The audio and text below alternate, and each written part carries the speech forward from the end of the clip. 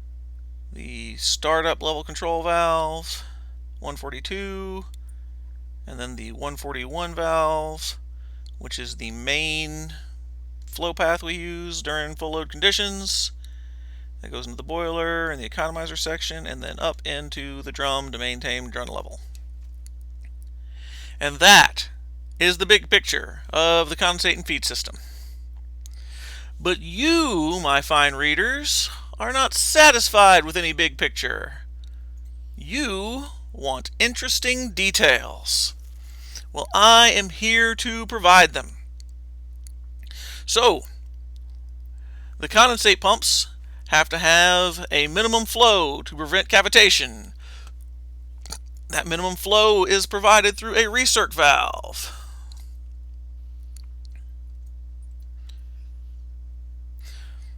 Now, why is the recirc valve here? Well, it has to be upstream of the DA level control valves because these open and shut in automatic, and they could be full shut. You have to protect the pumps. It needs to be downstream of the gland steam exhaust condenser because you could have steam going to it, and you need to keep cooling that steam and creating water. Otherwise, your steam will leak out all over your turbine deck. You also, in the same spot, have another valve for the curtain sprays and casing sprays and various other sprays to cool what? The leads, the before seat drains, the main steam drains, the coal reheat drains, anything going back to the condenser that you don't want to screw up your vacuum and screw up your heat rate. You spray condensate water into it first to cool it down. Main steam bypass for startup conditions. Alright, you want more details? Right here is the CST cross connect. So when we are initially filling the system with a CST, condensate storage tank cross connect. So when you're using the condensate storage tank pumps to charge the system up and fill it so it's solid with water, so that when you start the big condensate pump you don't hammer.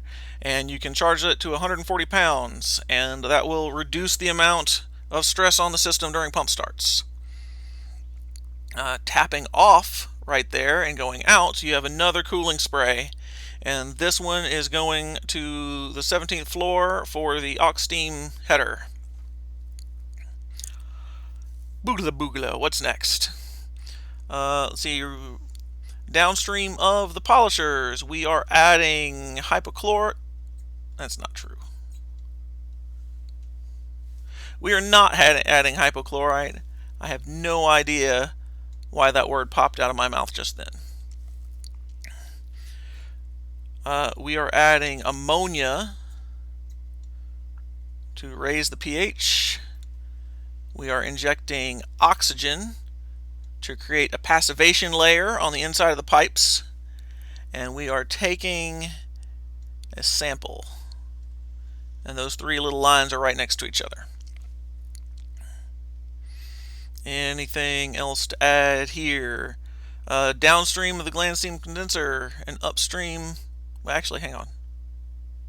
I think right upstream of the gland steam exhaust condenser, we have a flow meter, which is what this is looking at to control your minimum flow through the pumps. And you have another flow meter up there right before it goes in the DA.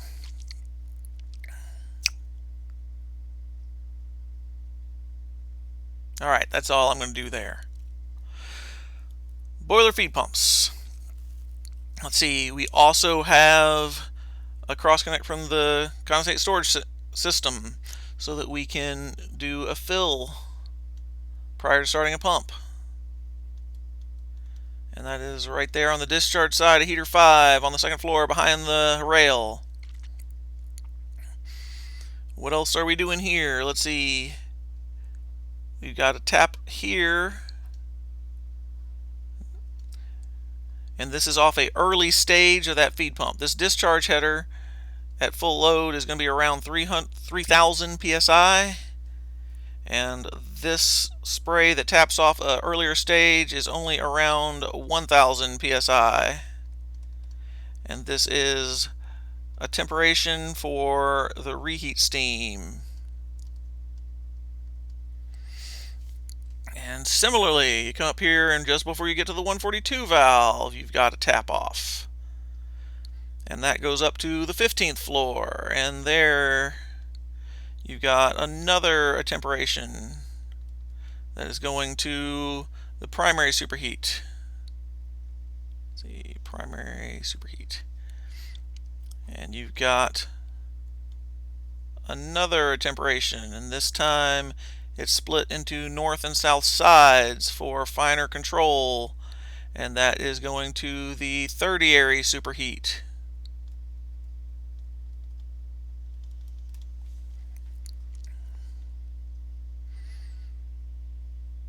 What else do we have to talk about with the condensate and feed system? All right. During startup, your level is controlled through the 142 valve. Oh, back up. Another important thing to talk about. Upstream of the block valves, you have to have a recirc valve to protect them from cavitation. And the bigger the pump, the worse the cavitation would be, so the more important it is to have a recirc valve.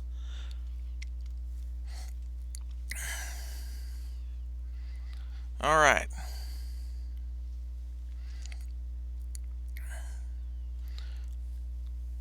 So now, during startup, you've got a boiler feed pump running, and it's going through the 142 valve, and the 142 valve opens and puts water into the drum, and then drum level starts to get high and it shuts off again. There's not enough steam use, not enough water coming out of the drum to maintain a steady flow in.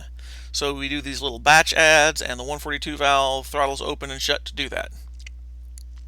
Once you get a little load, once you get on the main steam bypass, or very shortly after you synced, or somewhere in there, that actually it's well before you sink, the 142 valve will be staying open steadily, and it will open when level starts to drop. It'll open up more, and when levels coming too high, it'll shut itself off. When this is opening up, it makes the differential pressure across it drop.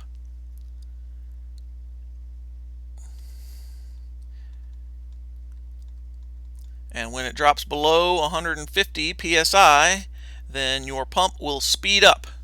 Now, right at first when you're doing batch adds, you've got 500 pounds on your drum maybe, and you've got 1,200 pounds at minimum speed on the feed pump, and so this valve is just throttling open and shut, and the feed pump's not changing. But as you pick up load, then when this valve opens more, this DP drops. It also helps that the drum pressure goes up. As you open the valve more, DP drops, and that will make your pump speed up, put more water up there, and bring the DP back up.